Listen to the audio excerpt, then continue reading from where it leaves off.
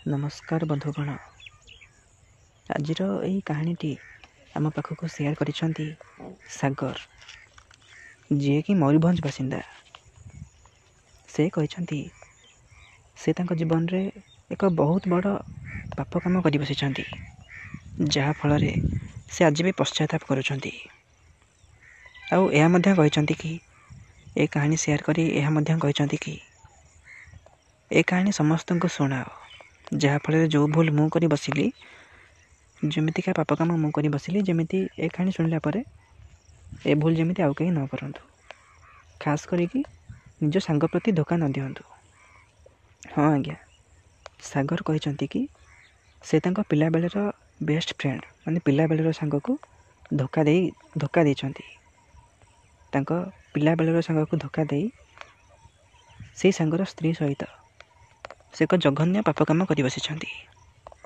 से सांगर स्त्री सहित से शारीरिक संपर्क रखी बहुत बड़ भूल कर बसिछंती।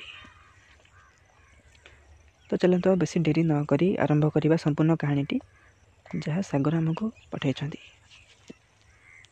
तो से कहते कि ए कहानी आज को किछि वर्ष तलर। सागर आउ तांकर गोटे सांग थाए रवि, तांकर बेस्ट फ्रेंड थाए रवि। सांग तो तांकर आउ दी जण भी थांती, माने से टोटल तांकर बॉन्ड गोटे 4 जण किया बॉन्ड गोटे थाए तांकर। से माने जुआड़े जाती जहाँ भी करती सांग ही 4 जण जाक करती। किंतु रवि आउ सागर एमाने छोट बेलर सांग, माने अंगनवाड़ी दिन से सांग से 2 जण। आउ बाकी 2 जण से कॉलेज आड हेले। से माने एते विश्वसनीय नुह, किंतु सागर आउ रवि बहुत विश्वसनीय। माने से छोट बेलर पूरा छोट बेलर अंगनवाड़ी दिन से सांग। माने मुझे कौन कहूँ आपण मैंने बुझीपारे। तो एमती ही तांकर स्कूल सरे कॉलेज सरे। कॉलेज समय से गोटे प्राइवेट सागर गोटे प्राइवेट कंपनी रे चाकरी पाई जाए। आउ रवि तांको बापा को बिजनेस तांको दुकान थाई गोटे गोदाम, ता भाई सहित बापा सहित मिसी से बिजनेस को आगू को बढ़ाई लगे। तांको सहित मिसी से बिजनेस करिबारे लगे। गोटे दिन से एमती राति रे पार्टी करुवा समय रे, बियर पार्टी करुवा समय रे रवि सागर को कहे, माने रवि प्रथमे मन दुख करी कांदु थाए। सागर तार लुह पछर कारण पचारिबारु से ताको कहे कि मु पारिवारिक चक्कर रे बहुत असुविधा पड़ गली। आम फैमिली चक्कर मु बहुत गोटे बड़ असुविधा पड़ जाइए, जो थी ना मुकुली पारुछि ना क्या किसी उत्तर दे पारुछि, क्या किसी जवाब दे पारुछि। तो सागर सबू किसी डिटेल रे ताको पचारे कि कौन है मत सबू किसी खोलिकी कह, हुए तो मुझे साहाଯ୍य करें। तो रवि ताको सबू कथा गोटी गोटी करी कहे कि केमिति आज को किछि दिन तले तो भाईर हृदघात मृत्यु हो गला, माने हार्ट अटैक रे मृत्यु हो गला। आउ तार भाउज माने ता भाईर बाहाघर को आज को पाखापाखि 5-6 वर्ष हेब, किंतु तांकर किछि पिलापिली होई न थाए। आउ तांको भाउज को माने रविर भाउज को पाखापाखि 29-30 वर्ष हेब। तांको घर लोक कहउछन जेहेतु पिलापिली तांकर होई नथिला, सेथिपई तांको घर लोक तांको भाउज सह रविर बाहाघर करिबा पई स्थिर करिथिले। एई कथा रवि सागर को सब कथा गोटी गोटी करे कहउथाए। आउ एहा मध्य कहउथाए कि मो भाउज संगे एमितिका काम करि परिबिनी, मो भाउज को मु बाहा हेबा को चाहुनी। एहा परे सागर ताको उत्तर देई कहे, सांग जदि तू तो भाउज को बाहा हेबा पई चाहुनु, जदि तू तम घर लोकंक कथा जीवा को चाहुनु, ताहले गोटे काम कर, घर छाड़ी पला। एहा परे रवि सागर को उत्तर देई कहे, मो बापा माँ धीरे धीरे वृद्ध अवस्था को जाउछंती, माने धीरे धीरे बुढ़ा हेबा को जाउछंती। तांकर ख्याल किए नब? मो भाई तो गोटे बोली भाई थिला मोर, से तो मृत्युवरण कला। एबे तांकर पुओ कहबाकू गले मु एकुटिया। आ मु जदि तांकर ए वृद्धा बयस रे तांको छाड़ी चली जाउची, तो तांकर अवस्था कौन हबो? सेथिपई मु एमितिका काम करि परिबिनी, मो बापा माँ को मु धोखा दे परिबिनी। तो बाध्य होई रवि ता भाउज को बाहाई जाए। से बाहाघर रे से ना बंधुबांधव परिवार बंधुबांधव को डाके ना को सांगसाथी को डाके। चुपचाप गोटे मंदिर रे जाए वर्णमाला पकई चुपचाप ता भाउज को बाहाई जाए। तो बाहाघर किछि दिन परे ସେ ତାଙ୍କ ସବୁ ସାଙ୍ଗମାନଙ୍କୁ ତାଙ୍କ ଘରର ଛାତ ଉପରକୁ ଡାକି ବିୟର୍ ପାର୍ଟି ଦିଏ, ମଦ ପାର୍ଟି ଦିଏ। ତ ସବୁ ସାଙ୍ଗମାନେ ମଦ ମାଲ୍ ପିଇ ସାରିବା ପରେ ସମସ୍ତେ ବାଧ୍ୟ କରନ୍ତି କି ତା ଭାଉଜଙ୍କୁ ଦେଖିବା ପାଇଁ, ମାନେ ରବିର ସ୍ତ୍ରୀଙ୍କୁ ଦେଖିବା ପାଇଁ। ଏହାପରେ ରବି ତା ସ୍ତ୍ରୀଙ୍କୁ ତାଙ୍କ ପାଖକୁ ନେଇଯାଏ, ମାନେ ତାଙ୍କ ସାଙ୍ଗମାନଙ୍କୁ ତାଙ୍କ ଘରକୁ ନେଇଯାଏ, ଯାହାଫଳରେ ସେ ତା ସ୍ତ୍ରୀଙ୍କୁ ଦେଖିପାରିବେ। ସେମାନେ ସମସ୍ତେ ରବିର ସ୍ତ୍ରୀକୁ ଦେଖିପାରିବେ। ଏହାପରେ ସାଗର କହିଛନ୍ତି, ସେହି ସମୟରେ ସାଗର ଯେତେବେଳେ ପ୍ରଥମ ଥର ପାଇଁ ରବିର ସ୍ତ୍ରୀକୁ ଦେଖିଲେ, ମାନେ ଯିଏକି ରବିର ଭାଉଜ ଥିଲେ, ଏବେ ରବିଙ୍କର ସ୍ତ୍ରୀ ଯେତେବେଳେ ତାକୁ ଦେଖିଲେ, ସେ ଏହା ବିଶ୍ୱାସ କରିପାରିଲେନି କି ତାଙ୍କୁ ଯିଏ ବି ଦେଖିବ କେହି କହିବନି କି ତାଙ୍କୁ ବୟସ 30 ହେବ ବୋଲି। ତାଙ୍କୁ ଏବେ ବି ଯିଏ ଦେଖିବ ଯେମିତି ସେ କୁଆଁରୀ ଅଛନ୍ତି। ତାଙ୍କୁ ସାଗରଙ୍କ କହିବା ମୁତାବକ ଆଜ୍ଞା, ଯେତେବେଳେ ସେ ଦେଖିଲେ ତାଙ୍କୁ ଠିକ୍ ଏମିତି ଲାଗିଲା କି ସେ ବିବାହ କରିନାହାନ୍ତି, କି ତାଙ୍କୁ 30 ବର୍ଷ ହୋଇନି, ଏବେ ବି ସେ କୁଆଁରୀ ଅଛନ୍ତି। ତାଙ୍କ କହିବା ମୁତାବକ ହେଲା ତାଙ୍କ ମାନେ ରବିର ସ୍ତ୍ରୀ ବହୁତ ସୁନ୍ଦର, ତାଙ୍କ ଗଢ଼ଣ ବହୁତ ଭଲ, ତାଙ୍କ ଶରୀରର ମାଂସପେଶୀ ବହୁତ ଭଲ, ତାଙ୍କ ଗଠନ ବହୁତ ଭଲ। ମୁଁ ଆପଣମାନଙ୍କୁ କ'ଣ କହୁଛି ଆପଣମାନେ ଭଲରେ ବୁଝିପାରୁଥିବେ। ତ ଏମିତି ହେଇ ସେହି ଦିନଠାରୁ ପ୍ରଥମ ଦେଖାରୁ ହିଁ ସାଗର ରବିର ସ୍ତ୍ରୀକୁ ଉପଭୋଗ କରିବା ପାଇଁ ଚିନ୍ତା କରେ। କେମିତି ସେ ଭାବିବାକୁ ଲାଗେ କି କାସ୍ ରବି ଯେତେବେଳେ ମନା କରୁଥିଲା ସେ ତା ଭାଉଜକୁ ବାହା ହେବନି ବୋଲି, କାସ୍ ସେତେବେଳେ ମୁଁ ତାକୁ ବୁଝେଇ ପାରିଥାନ୍ତି କି ତୁ ଯଦି ତୋ ଭାଉଜକୁ ବାହା ହେଉନୁ ତାହେଲେ ତୁ ମୋ ସାଙ୍ଗେ ବାହାଘର କରାଇଦେ। ଯଦି ସେ ପୂର୍ବରୁ ତା ଭାଉଜକୁ ଦେଖିଥାନ୍ତା ତାହେଲେ ସେ ଠିକ୍ ଏମିତି ହିଁ କହିଥାନ୍ତା। କିନ୍ତୁ ସେ ଏବେ ଭୁଲ ମାନେ ପଶ୍ଚାତାପ କଲା କି ସେ କାହିଁକି ପୂର୍ବରୁ ତା ଭାଉଜକୁ ଦେଖିନଥିଲା। ଏହା ଭାବି ସେ ଚୁପଚାପ ସେଦିନ ଘରକୁ ଚାଲିଯାଏ। ତା ପରଠାରୁ ଯେହେତୁ ରବିର ସାଙ୍ଗ ମାନେ ବେଷ୍ଟ ଫ୍ରେଣ୍ଡ ହେଉଛି ସାଗର, ସେ ତା ଘରକୁ ମାନେ ପ୍ରାୟ ଟାଇମ୍ ଆସିବାକୁ ଲାଗେ। ପ୍ରାୟ ଟାଇମ୍ ଆସିବା ଭିତରେ ତା ସାଙ୍ଗର ସ୍ତ୍ରୀ ସହ, ମାନେ ତା ଭାଉଜ ସହ ତାର ବହୁତ କ୍ଲୋଜନେସ୍ ହେଇଯାଏ। ଏଠି କ୍ଲୋଜନେସ୍ ଆଜ୍ଞା କ'ଣ, ତାଙ୍କ ସହିତ ସବୁବେଳେ ବସି ଥଟ୍ଟା ମଜା ହେବା, ଏମିତିରେ ସାଗର କହିଛନ୍ତି କି ଥଟ୍ଟା ମଜା ଭିତରେ ସେ ବେଳେବେଳେ ରବିର ସ୍ତ୍ରୀଙ୍କୁ ଛୁଇଁ ଦିଅନ୍ତି। ଆଉ ସିଏ ବି ରବିର ସ୍ତ୍ରୀ ମଧ୍ୟ ବେଳେବେଳେ ସାଗରଙ୍କୁ ଛୁଇଁ ଦିଅନ୍ତି। ତ ସାଗରଙ୍କୁ ସେଇଟା ବହୁତ ଭଲ ଲାଗେ। ଏଇଟା ଆଜ୍ଞା ନର୍ମାଲ୍ କଥା। ଏଇଟା ସାଗରଙ୍କ ଜାଗାରେ କେହି ବି ଥିଲେ ତାଙ୍କୁ ଏମିତି ଭଲ ଲାଗିବ। ତ ଏମିତିରେ ତାଙ୍କର ଧୀରେ ଧୀରେ ତାଙ୍କର କ୍ଲୋଜନେସ୍ ବଢ଼ିଯାଏ, ତାଙ୍କର ଫ୍ରେଣ୍ଡସିପ୍, ଏଇଠି ଆଜ୍ଞା ଫାଷ୍ଟ ଫ୍ରେଣ୍ଡସିପ୍ ହିଁ କୁହାଯିବ। ଫ୍ରେଣ୍ଡସିପ୍ ତାଙ୍କର ବହୁତ କ୍ଲୋଜ୍ ହେଇଯାଏ। ତ ପ୍ରତିଟି କଥାରେ ତାଙ୍କ ସ୍ତ୍ରୀ, ମାନେ ରବିଙ୍କର ସ୍ତ୍ରୀ ପ୍ରତିଟି କଥାରେ ସାଗରଙ୍କୁ ଖୋଜିବାରେ ଲାଗନ୍ତି। ଯେତେବେଳେ ରବି ତାଙ୍କ ବିଜନେସ୍ରେ ବ୍ୟସ୍ତ ହୋଇଯାଆନ୍ତି ସେତେବେଳେ ତାଙ୍କ ସ୍ତ୍ରୀ ସାଗରଙ୍କୁ ସବୁ କାମରେ ଖୋଜନ୍ତି।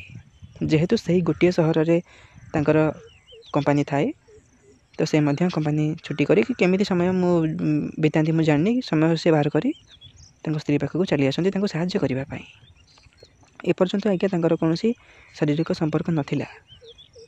ତ ସେଇଟା ସେବେଠୁ ଆରମ୍ଭ ହେଲା କି ଗୋଟେ ଦିନ ରାତିରେ, ସାଗରଙ୍କ କହିବା ମୁତାବକ ଆଜ୍ଞା, ଗୋଟେ ଦିନ ରାତିରେ ଯେହେତୁ ତାଙ୍କର କ୍ଲୋଜନେସ୍ ବହୁତ ବଢ଼ିଯାଇଥିଲା, ସେ ସବୁ କାମରେ ସାଗରଙ୍କୁ ଖୋଜୁଥିଲେ। ତ ଗୋଟେ ଦିନ ରାତିରେ ଯେତେବେଳେ ରବିଙ୍କୁ ବହୁତ ଦେହ ଖରାପ ହୋଇଯାଇଥିଲା ରବିଙ୍କର, ତ ସିଏ କ'ଣ କରିବେ କାହାକୁ କହିବେ ବୋଲି ଭାବି ସାଗରଙ୍କୁ ଫୋନ୍ କଲେ କି ସାଗର, ତମ ସାଙ୍ଗଙ୍କର ଦେହ ବହୁତ ଖରାପ, ତମେ ତୁରନ୍ତ ଆସ, ଆମେ ତାଙ୍କୁ ହସ୍ପିଟାଲ ନେଇକି ଯିବା। ତ ସାଗର ସାଙ୍ଗେ ଗୋଟେ ଗାଡ଼ି ନେଇ, ଗୋଟେ କାର୍ ନେଇ ତାଙ୍କ ଘରେ ଆଗରେ ଆସି ପହଞ୍ଚିଯାଏ ରାତିରେ। ଆଉ ମାନେ ତାଙ୍କ ଭାଉଜ ଆଉ ସାଗର ରବିଙ୍କୁ ନେଇ ହସ୍ପିଟାଲ ଚାଲିଯାଆନ୍ତି। ତ ହସ୍ପିଟାଲରେ ରବିଙ୍କର ଚେକଅପ୍ ଯେତେବେଳେ ହେଉଥାଏ, ତାଙ୍କର ଆଡ଼ମିଟ୍ ହେଇଗଲା ପରେ ଯେତେବେଳେ ଡକ୍ଟର ତାଙ୍କୁ ଚେକଅପ୍ କରାଉଥାଏ, ଏମାନେ ସେତେବେଳେ ବାହାରେ ୱେଟ୍ କରିଥାନ୍ତି। ୱେଟିଂ ରୁମ୍ରେ ଚେୟାର ପଡ଼ିଥାଏ, ସେଠି ବସି ସେମାନେ ୱେଟ୍ କରିଥାନ୍ତି। ସେଠି ସେ 2 ଜଣଙ୍କ ଛଡ଼ା ସେତେବେଳେ ଆଉ କେହି ନଥିଲେ। ରବିର ବାପା ମା ଘରେ ଥିଲେ, କେବଳ ସେ ରବି ଆଉ ତା ସ୍ତ୍ରୀ ସାଗର, ଏ 3 ଜଣ ଆସିଥିଲେ। ତ ସେତେବେଳେ ସାଗର କହିଛନ୍ତି କି ତାଙ୍କ ଭାଉଜକୁ, ମାନେ ରବିଙ୍କର ସ୍ତ୍ରୀଙ୍କୁ ନିଦ ଆସିଗଲା। ତ ସେ ସାଗରଙ୍କ କାନ୍ଧରେ ମୁଣ୍ଡ ରଖି ସେଠି ଶୋଇବାକୁ ଲାଗିଲେ। କିଛି ସମୟ ଶୋଇଛନ୍ତି, ଡକ୍ଟର ଆସି କହିଲା କି ପ୍ରେସ୍କ୍ରିପ୍ସନ୍ ଦେଲା, ହଁ ସବୁ ଠିକ୍ ଅଛି, ମେଡ଼ିସିନ୍ ନେଇକି ତୁମେ ଘରକୁ ଚାଲିଯାଅ। ତ ସେଇଠୁ ସାଗର ଜାଣିବାକୁ ପାଇଲେ କି ତାଙ୍କ ଭାଉଜ, ମାନେ ରବିଙ୍କର ସ୍ତ୍ରୀ ଯିଏ ହେବେ, ସେ ସାଗରଙ୍କ ଆଡ଼କୁ ଆକୃଷ୍ଟ ହେଉଛନ୍ତି। ମାନେ ଧୀରେ ଧୀରେ ତାଙ୍କ ମନରେ କେଉଁଠି ନା କେଉଁଠି ସାଗରଙ୍କ ପ୍ରତି ତାଙ୍କର ଭଲ ପାଇବା ଅଛି। ତ ସିଏ ତା'ର ଫାଇଦା ଉଠାଇବାକୁ ଚେଷ୍ଟା କଲେ। ଏଠି ଆଜ୍ଞା ଗୋଟେ ଦୃଷ୍ଟିରୁ କହିବାକୁ ଗଲେ ସାଗରଙ୍କୁ ଗ୍ରୀନ୍ ସିଗ୍ନାଲ୍ ମିଳିଗଲା। ସାଗର ତ ଏଇଆ ହିଁ ଚାହୁଁଥିଲେ, ତ ଏବେ ତାଙ୍କୁ ଗ୍ରୀନ୍ ସିଗ୍ନାଲ୍ ମିଳିଯାଇଥିଲା। ଆପଣମାନେ କାହାଣୀକୁ ପ୍ରଥମେ ଧ୍ୟାନର ସହିତ ଶୁଣନ୍ତୁ, ତାପରେ ଆପଣ ଏହା କମେଣ୍ଟ କରି କହିବେ କି ଏଠି ଭୁଲ କାହାର ରହିଲା। ତ ସେମାନେ ସେଇ ଦିନ ରାତିରେ ସେମାନେ ଘରକୁ ଚାଲି ଆସିଲେ, ଆଉ ସାଗର ତାଙ୍କ ଘରକୁ ଚାଲିଗଲେ। ମାନେ ରବିଙ୍କୁ ତାଙ୍କ ଘରେ ଛାଡ଼ି ଦେଇ ତାଙ୍କ ଭାଉଜଙ୍କ ଠାରୁ ବିଦାୟ ନେଇ ସେ ତାଙ୍କ ଘରକୁ ଚାଲିଗଲେ। ଏହା ପରଦିନ ମାନେ ସାଗର ଏମିତି ତା ପରଦିନରେ ସକାଳେ ସାଗର ତାଙ୍କ ସାଙ୍ଗକୁ ଦେଖିବା ପାଇଁ ତାଙ୍କ ଘରକୁ ଆସିଲେ। ଦେଖିଲେ କି ରବି ବିଲକୁଲ ଠିକ୍ ଅଛି। ଆଉ ସେଇଦିନ ଖରାବେଳ ଠାରୁ ସେକେଣ୍ଡ ହାଫ୍ ଠାରୁ ସେ ତାଙ୍କ ଦୋକାନକୁ ବି ଗୋଦାମକୁ ବି ଚାଲିଗଲା, ଗୋଦାମକୁ। ଦେହ ଭଲ ହେଲା ପରେ ସେ ତାଙ୍କ ନିତ୍ୟକର୍ମ ଯେମିତି କରିବା କଥା ସେମିତି ଚାଲିଲା। ସେହି ଦିନର କିଛି ଦିନ ପରେ, ପାଖାପାଖି 5-7 ଦିନ ପରେ, ସାଗର ଆଉ ରବି ତାଙ୍କ ଛାତ ଉପରେ ବସି ଗୋଟେ ଛୋଟ ମଦପାଟି କରୁଥିଲେ। ସେହିଦିନ ସାଗର କହିଛନ୍ତି କି ସେ ବହୁତ ମଦ ପିଇ ଦେଇଥିଲେ, ଯାହାଫଳରେ ସେ ଠିକ୍ରେ ଚାଲି ବି ପାରୁନଥିଲେ। ଏହା ଦେଖି ରବି ତାଙ୍କୁ କୁହେ, ତୁ ତ ଆଜି ଚାଲି ବି ପାରୁନୁ, ତ ଗୋଟେ କାମ କର, ତୁ ଆଜି ଏଇଠି ଶୋଇଯା, କାଲି ସକାଳ ହେଲେ ତୁ ଚାଲିଯିବୁ। ତ ସିଏ ସାଗରଙ୍କୁ ଆଉ ଗୋଟେ ରୁମ୍ରେ ନେଇ ଶୋଇଦିଏ, ଆଉ ନିଜେ ନିଜ ସ୍ତ୍ରୀଙ୍କ ପାଖକୁ ଚାଲିଯାଏ ରବି।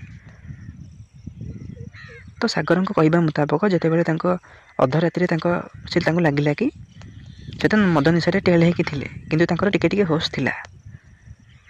ତାଙ୍କୁ ଲାଗିଲା କି ଅଧରାତିରେ ଯେମିତି ତାଙ୍କୁ କିଏ ଆସିକି ସ୍ପର୍ଶ କରୁଛି, ତାଙ୍କ ପ୍ୟାଣ୍ଟ ଖୋଲିବାକୁ ଚେଷ୍ଟା କରୁଛି। ତ ସେ ଯେତେବେଳେ ଆଖି ଖୋଲି ଦେଖିଲେ, ତ ପ୍ରଥମେ ସେ ଆଶ୍ଚର୍ଯ୍ୟ ହୋଇଗଲେ। ତ ସେ ଆଖି ଖୋଲି ଦେଖିଲେ କି ତାଙ୍କ ପାଖରେ ଆଉ କେହି ନୁହେଁ, ମାନେ ସେ ଯେଉଁ ରୁମ୍ରେ ଶୋଇଛନ୍ତି ତାଙ୍କ ପାଖରେ ଆଉ କେହି ନୁହେଁ, ବରଂ ନିଜେ ରବିର ସ୍ତ୍ରୀ ମାନେ ତାଙ୍କ ଭାଉଜ ଆସି ତାଙ୍କ ପ୍ୟାଣ୍ଟ ଖୋଲିବାକୁ ଚେଷ୍ଟା କରୁଛନ୍ତି। ଇଏ ତ ମଦ ନିଶାରେ ପୁରା ଟେର୍, ତଥାପି ତାଙ୍କୁ ଅଟକାଇବାକୁ ଚେଷ୍ଟା କଲେ ସାଗର, ଆଉ କହିଲେ କି ଭାଉଜ ଏସବୁ ଠିକ୍ ନୁହେଁ, ଏସବୁ ପାପ କାମ। ତମେ ମୋ ସାଙ୍ଗ ପାଖକୁ ଯାଅ ଆଉ ତାକୁ ଖୁସି କର। ତ ରବିଙ୍କର ଏମିତି କଥା ଅଧାରେ ରଖି ତାଙ୍କ ଭାଉଜ ଆସି ସାଗରଙ୍କ ଏମିତି କଥା ଅଧାରେ ରଖି ତାଙ୍କ ଭାଉଜ ଆସି, ମାନେ ରବିଙ୍କର ସ୍ତ୍ରୀ ଆସି ସାଗରଙ୍କ ଓଠରେ ଲିପକିସ୍ କରିଦିଅନ୍ତି, ଆଉ ତାଙ୍କ କଥା ସେମିତି ଅଧାରେ ହିଁ ରହିଯାଏ। ଏହାପରେ ସାଗର ନିଜେ ବି ମାନେ ଠିକ୍ରେ କହିବା ହାଲତରେ ବି ନଥାନ୍ତି, ମାନେ ତାଙ୍କୁ ତ ବହୁତ ନିଶା ହୋଇଯାଇଥାଏ, ସେ ନିଜେ କହିବା ହାଲତରେ ବି ନଥାନ୍ତି। ଏହାପରେ ରବିଙ୍କ ସ୍ତ୍ରୀ ମାନେ ସାଗରଙ୍କ ଭାଉଜ ତାଙ୍କ ସହିତ କିଛି ଖରାପ କାମ କରି ସେଠାରୁ ଚାଲିଯାଆନ୍ତି। ରବିଙ୍କର ଏହା ଟିକେ ଟିକେ ମନେ ଥାଏ, କିନ୍ତୁ ସେ ନିଜେ କାହାକୁ କିଛି କରିବା ଆଉ କିଛି କହିବା ଅବସ୍ଥାରେ ସେତେବେଳେ ନଥିଲେ। ଏହା ପରଦିନ ସକାଳେ ସାଗରଙ୍କୁ ବହୁତ ଖରାପ ଲାଗେ, ଆଉ ସେ ମୁହଁ ଗେଞ୍ଜି ଗେଞ୍ଜି ସେଠାରୁ ଚାଲିଯାଆନ୍ତି। ଘରକୁ ଗଲା ପରେ ସେ ଏହା ଭାବିବାକୁ ଲାଗନ୍ତି କି ତାଙ୍କୁ ତ ପ୍ରଥମେ ଖରାପ ଲାଗିଥିଲା, କିନ୍ତୁ ସେ ଏହା ମଧ୍ୟ ଭାବିବାକୁ ଲାଗନ୍ତି କି କାଶ ସେଦିନ ମୁଁ ମଦ ପିଇ ନଥାନ୍ତି, ଆଉ ମୁଁ ମୋ ମନର ରାକ୍ଷସକୁ ବାହାର କରି ତାଙ୍କ ସହିତ ମୁଁ ମୋ ସବୁ କାମ ବାସନାକୁ ଢାଳି ଦେଇଥାନ୍ତି। ମାନେ ମୁଁ ତାଙ୍କ ସ୍ୱାମୀ ଭଳିଆ ତାଙ୍କୁ କରି ତାଙ୍କୁ ସନ୍ତୁଷ୍ଟ କରିଥାନ୍ତି, ଆଉ ନିଜେ ମଧ୍ୟ ସନ୍ତୁଷ୍ଟ ହୋଇଥାନ୍ତି। କିନ୍ତୁ ଯେହେତୁ ମୁଁ ନିଶାରେ ଥିଲି, ମୁଁ ତ କିଛି କରିପାରିଲିନି। ସେ କ'ଣ ଉପରେ କରି ଚାଲିଗଲେ। ତ ଏମିତି ଭାବିବାକୁ ଲାଗିଲେ ଆଉ ଅପସେଟ୍ ହେବାକୁ ଲାଗିଲେ। ଏହାର କିଛି ଦିନ ପରେ ରବିଙ୍କର ସ୍ତ୍ରୀ ସାଗରଙ୍କୁ ଫୋନ୍ କରି କହିଲେ କି ଟିକେ ଜରୁରୀ ମାନେ ତୁମ ସହିତ ଟିକେ ଜରୁରୀ କାମ ଅଛି, ତୁମେ ଟିକେ ଘରକୁ ଆସ। ଯେତେବେଳେ ସାଗର ଯାଇ ତାଙ୍କ ଘରେ ପହଞ୍ଚିଲେ, ସେ ଏହା ଦେଖିବାକୁ ପାଇଲେ କି ତାଙ୍କ ଘରେ ସେତେବେଳେ ଆଉ କେହି ନଥିଲେ। ସେ ସେତେବେଳେ ରବି କଥା ପଚାରିଲେ କି ରବି କୁଆଡ଼େ ଯାଇଛି। ସେ କହିଲେ କି ତାଙ୍କ ଭାଉଜ କହିଲେ କି ରବି ମାନେ ଗୋଦାମକୁ ଯାଇଛନ୍ତି। ଆଉ ତାଙ୍କ ବାପା ମାଆଙ୍କ କଥା ପଚାରିବାରୁ ସେ କହିଲେ କି ସେ କିଛି କାମରେ ତାଙ୍କ ମାଉସୀ ଘରକୁ ଯାଇଛନ୍ତି। ତ ଏମିତି କଥା ହେବା ଭିତରେ ସାଗର କହିଲେ, ଯେହେତୁ ସେ ଏକୁଟିଆ ଦେଖିଲେ ତାଙ୍କ ଭାଉଜଙ୍କୁ, ସାଗର କହିଲେ କି ହଉ ଭାଉଜ କ'ଣ କଥା ଅଛି କୁହନ୍ତୁ, ମୋର କାମ ଅଛି, ମୁଁ ଟିକେ ଚାଲିଯିବି।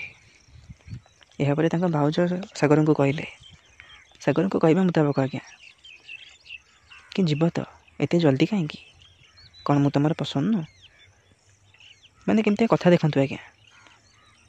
ତାପରେ ସାଗର ଜାଣିଗଲେ କି ସେ ପୁରା ମୁଡ୍ ବନେଇ ତାଙ୍କୁ ଡାକିଛନ୍ତି। ଏହାପରେ ସାଗର ତୁରନ୍ତ ଘର ଭିତରକୁ ଚାଲିଗଲେ, ଆଉ ସାଗରଙ୍କର ଯେଉଁ ମନ କଥା ତାଙ୍କୁ ସବୁ କଥା ଗୋଟି ଗୋଟି କରି କହିଦେଲେ। कि केमिति से सेदिन मदपाटीरे तांको बाहाघर परे परे जेमिति तांको प्रथम थर पई देखिले तांको काम बासना सेही दिन जागी जाइथिला माने तांकर प्रति तांकर दुर्बलता सेदिन आसी जाइथिला।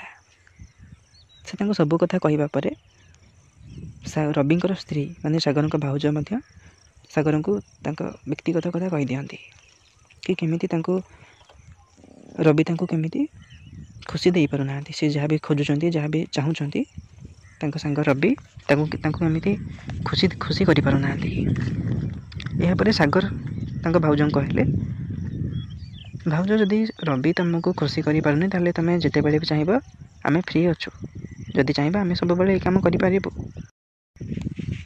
एहा परे आज्ञा आपण मानको कोन कहबी से माने सब परंपरा को भांगी सागर यह भूली गले कि सेतेबेले से तांको जा सहित संपर्क रखुचंदी से आउ केही नुहे से तांको निज बेस्ट फ्रेंड रो स्त्री आउ से महिला जनक से मध्य भूली गले कि गोटे समित तांकर जाई सारिछंती ये तांको दिहर को तो जेहेतु बाहा हेइछंती एबे तांको भी धोखा दउछंती। तो एमिति से माने सब किछि भूली सब बाड़ बंध को भांगी से दिन से माने एक हे गले।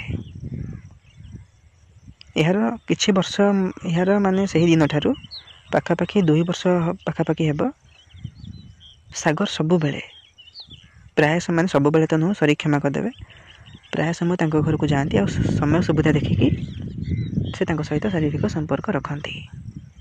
एबे तांकर गोटे पुओ आज्ञा सागर निजे भी जानी नांती से पुओ जनक सागरंकर ना रविर जेतेबेले सागरंकर विवाह हैला सब किछि तांको मुंडरे जुटिला कि केमिति से एक पर स्त्री सह खराब काम करथिले आउ सही दिन ठारू से तांको भूल बुझिबा पर ठारू सब बेले पश्चाताप करिबार लागिले कि मु काहे कि मो निज संग को धोखा देली आ एक विवाहिता महिला सह एमिति शारीरिक संपर्क रखिली। एहा परे से सही दिन ठारू आज पर्यंत एमिति भाबी भाबी बंचिचंती ना से काहाको कहि पारुचंती आ ना निज मन भितर कथा रखी सही पारुचंती काहे कि ना से एक जघन्य पाप काम करि बसिचंती जार मुक्ति से केबे पाइबे से निजे भी जानी नांती। सेति से ए कहानी हमको शेयर करी यह कहले कि ए कहानी माध्यम समस्त को यह जणाई दियो कि एमितिका भूल जेमिति आउ कहीं न करंतु निजे निजे को कंट्रोल करंतु आ भाउज को माँ समान रे देखंतु। संपूर्ण कहानी सुनिबा परे आज्ञा आपण मानकर मतामत मो कमेंट बॉक्स रे अपेक्षा करिथिबी। आपण माने एठी आपण मानकर मतामत कमेंट करी जणांतु कि एठी भूल कहार रहला सागरंकर रहला ना तांकर भाउज माने रविंकर स्त्री रहला ना रविर रहला। सागर रवि और तांकर स्त्री माने सागरंकर भाउज ए 3 जनक भितर एठी प्रथमे भूल कहार रहला आपण मानकर मतामत मते कमेंट करी निश्चय जणांतु। तो आज पई एतिकी पुणी देखाबो एमिति आबको नुआ कहानी सह। धन्यवाद।